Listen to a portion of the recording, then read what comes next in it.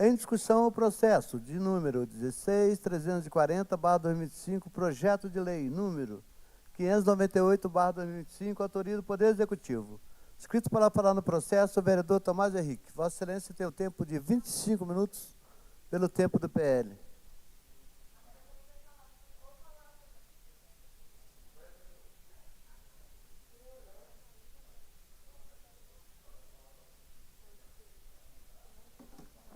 Senhor presidente, senhores vereadores, voltamos à tribuna. Mais uma vez também, cumprindo aí o acordo, né, o projeto anterior, plano plurianual, né, que é o plano de São José dos Campos para o período 2026-2019, instrumento que define diretrizes, objetivos, programas e metas da administração municipal para os próximos 4 anos, que serve de baliza aí para as LDOs e LOAs, tudo isso, né, os legislativos municipais, as câmaras de cada cidade estão votando nesses próximos dias aí, as que não votaram estarão votando. Isso é legislação federal, tanto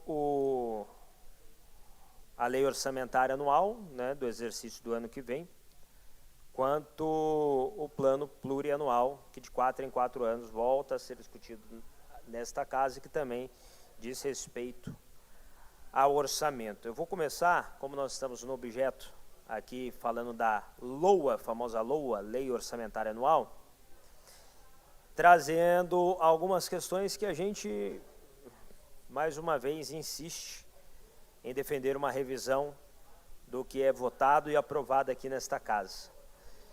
Lei Orçamentária Anual tem a receita prevista de 5,3 bilhões e uma despesa prevista também de 5,3 bilhões, autorização para suplementação e abertura de créditos de até 20%, ou seja, mais de 1 bilhão, né? E não considera para este limite de 20% superávit financeiro, excesso de arrecadação, operações de crédito, reserva de contingência. Na prática, isso pode elevar para mais de 30% o remanejamento do orçamento total, assim fragiliza o controle orçamentário, a LOA vira em si, como a gente costuma dizer, uma peça de ficção. Vamos lá.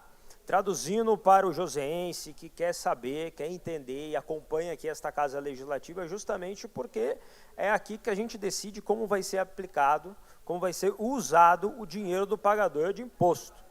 E haja imposto, né? Já votamos aumento de impostos, ano que vem nós vamos ter uma ampliação da arrecadação por conta deste aumento, inclusive abusivo aumento, como nós denunciávamos à época, e por conta disso um aumento da previsão orçamentária para o ano de 2026. No entanto, a gente insiste aqui, ano passado a gente fez um movimento, tentou mudar essa realidade, mas a casa aqui de São José dos Campos, a Casa Legislativa, tem no meu ponto de vista, um mau hábito.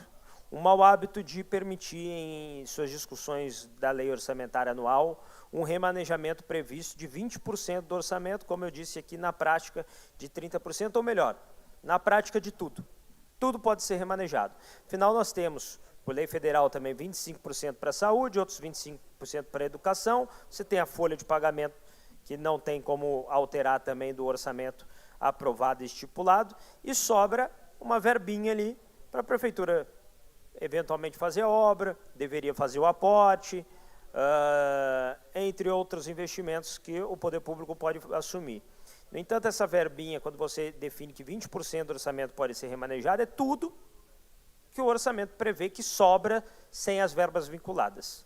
Ou seja, quando o Poder Executivo, quando a Prefeitura envia à Câmara Legislativa, aos vereadores, um desenho da aplicação do orçamento, como será, mas a gente aprova 20% de remanejamento sem pedir permissão à Câmara, você está dando um cheque em branco ao prefeito, e a peça orçamentária, a lei orçamentária anual, vira uma peça de ficção. É uma historinha, olha, eu vou fazer isso com o seu dinheiro, depois eu vou fazer isso, vou aplicar tantos aqui, vou fazer isso aqui, e no final das contas a gente aprova tudo isso, e o prefeito tem 20% de remanejamento. Ah, Tomás, mas o prefeito, ele precisa de flexibilidade, e etc. Diminuir os 20% aprovado na lei orçamentária anual não tira a flexibilidade do prefeito. Por exemplo, se nós aprovássemos 5% na lei orçamentária anual, o que aconteceria? O prefeito não poderia mexer em nada superior a 5%? Poderia. Mas para que ele pudesse mexer em algo superior a 5%, ele teria que submeter um projeto a esta Casa Legislativa, justificando o remanejamento orçamentário. Isso daria mais força, mais poder para que o Poder Legislativo, os vereadores, nós que somos eleitos para legislar e representar, que nós pudéssemos intervir nesse remanejamento orçamentário, dizer, olha, espera aí, esse remanejamento eu concordo, isso é importante, é para um investimento interessante, olha, esse remanejamento eu já não voto favorável, porque eu acredito que a prioridade deveria ser outra. Quando a Câmara Municipal aprova 20% de remanejamento na lei orçamentária anual, ela abre mão disso, abre mão de discutir ao longo do ano, esses percentuais de remanejamento que o prefeito deveria submeter. Aliás, Brasil afora, inclusive no Vale do Paraíba, muitas câmaras municipais têm por hábito não aprovar essa carta branca de 20% de remanejamento. Por vezes aprova 5%, aprova 10%, justamente para que possa ter esse trabalho de fiscalização e esse mecanismo de transparência. Porque por que se discute uma lei orçamentária anual? Justamente para que o cidadão saiba quanto que é a arrecadação prevista ou almejada e qual é o planejamento para a utilização do dinheiro dele. Quando se permite um remanejamento que autoriza a prefeitura, o executivo, o prefeito, a gastar como bem entender, o cidadão fica sem a devida transparência de como de fato será aplicado o seu dinheiro. E por isso que a gente insiste em chamar de peça de ficção. O cidadão vê lá, olha, o planejamento anual da LOA é isso, isso, aquilo. Daqui a pouco aparece uma ponte estaiada que não estava no planejamento, daqui a pouco o que era uma obrigação de aporte não é mais e pode virar um parcelamento, daqui a pouco o prefeito inventa de construir alguma coisa, enquanto a gente sabe que a necessidade que a gente gostaria de ver previsto numa lei orçamentária anual, como outros vereadores falaram aqui, é uma melhoria na questão da saúde pública, a gente precisa de mais orçamento para os nossos hospitais, tanto o Hospital Municipal como Clínica Sul. E quando eu falo de mais orçamento, não é dinheiro em si, é profissional, é recursos humanos. A gente tem visto falta de médicos. Né? Além do atraso do pagamento dos médicos PJ, o que a população nos relata é que essas terceirizações, por vezes, a gente fiscaliza esses contratos e fiscaliza as atividades, inclusive em fiscalizações surpresas que nós fazemos nas unidades de saúde, a gente percebe que alguns desses contratos, por falta de fiscalização do Poder Executivo e por falta de orçamento adequado para estes contratos, está previsto lá 4 médicos, quanto se precisava de 5, a OS contrata 3 e 1 ainda está de atestado. Então, ao invés de ter 4 médicos, precisava de 5, tem 2 atendendo. Não tem como fazer saúde desse jeito, vai ter fila, você vai ter problema com exames, vai ter problema com cirurgia.